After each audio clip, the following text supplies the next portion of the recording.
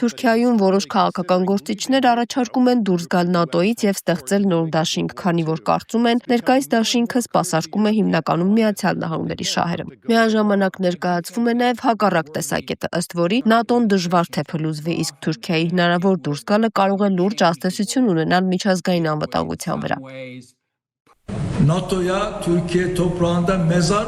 Թուրքիայի Վաթան կուսակցության առաջնորդ Doğu Perinçek մտադիր է հանդես գալ ՆԱՏՕ-ից Թուրքիայի դուրս գալու հարթակ ստեղծելու նախաձեռնությամբ։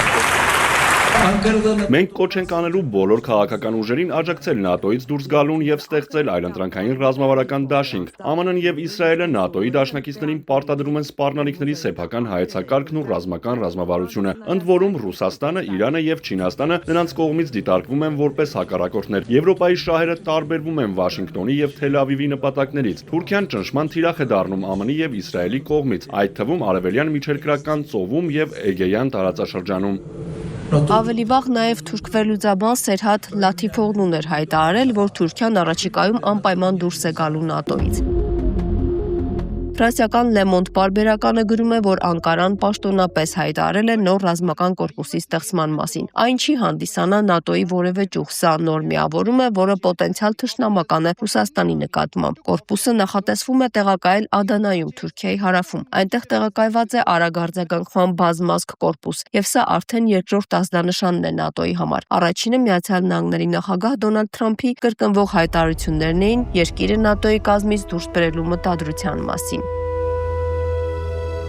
Արդյոք հյուսիսատլանտյան դաշինքը իսկապես փլուզվում է։ Ռուս քաղաքագետ Դանիելա Գուրիևը կարծում է, որ ՆԱՏՕ-ն այնուամենայնիվ կշարունակի իր գոյությունը եւ դրա համար կան մի քանի պատճառներ։ ՆԱՏՕ-ն առաջին հերթին ամերիկյան կազմակերպություն է, ԱՄՆ-ն դուրս չի գա սեփական նախագծից, ԱՄՆ-ի համար դաշինքը եվրոպացիներին վերահսկելու խնդիր է։ Եթե ամերիկացիները դուրս գան ՆԱՏՕ-ից, ապա եվրոպացիների նկատմամբ վերահսկողությունը կկորչի։ ԱՄՆ-ին բնականաբար դա պետք չէ։ Երկրորդ պատճառը ՆԱՏՕ-ի հիմնական նպատակն է։ Այս կազմակերպությունն ի սկզբանե ստեղծվել է որպես հակառուսական նախագիծ։ Դաշինքը պայքարում էր Խորհրդային Միության, հետո նաև Ռուսաստանի Դաշնության դեմ։ Ցավոք, այս պայքարը դեռ արդյունավետ է։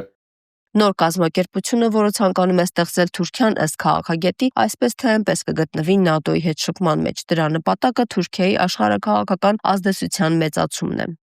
Թուրքիան որպես երկիր, եկեք անկեղծ լինենք, վերջին 100 տարվա ընթացքում առաջին համաշխարհային պատերազմից հետո եւ նույնիսկ դրանից առաջ կորցրել է իր բոլոր աշխարհաքաղաքական առավելությունները։ Փաստորեն ամբողջ 20-րդ դարում Թուրքիան ջնջվել է ընդհանուր աշխարհաքաղաքական համատեքստից։ Անցած դարում շատ բան է տեղի ունեցել։ Թուրքիայում զգալիորեն աճել է բնակչության թիվը, ուժեղացել է տնտեսությունը, իսկ չէ որ առաջին համաշխարհայինից հետո այդ երկիրը իրենից ոչ մի էական բան չէր ներկայացնում։ Թուրքիան փորձում է վերանայել իր սեփական դիրքը միջազգային անվտանգության ռազմավարության մեջ եւ վերադարձնել աշխարհաքաղաքական առավելությունը, որն ուղղված է նաեւ Ռուսաստանի դեմ, քանի որ Թուրքիան կցանկանար մեծացնել իր ներկայությունը ինչպես Սևծովյան տարածաշրջանում, այնպես էլ Կովկասում։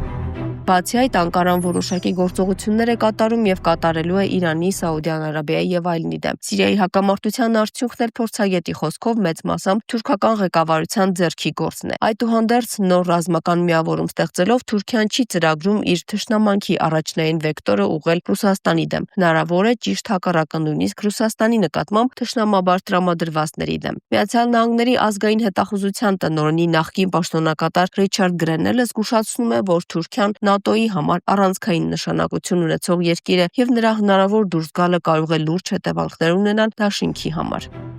1952-ից ի վեր ՆԱՏՕ-ի անդամ հանդիսացող Թուրքիան կարևոր դեր ունի եւ տարածաշրջանային եւ գլոբալ անվտանգության համակարգում։ Թուրքիայի դուրս գալու դեպքում կարող է խախտվել ուժերի հավասարակշռությունը եւ վտանգվել դաշինքի կայունությունը։ Թուրքիայի աշխարհագրական դիրքն ու ռազմական կարողությունները էական նշանակություն ունեն հատկապես Սևծովյան,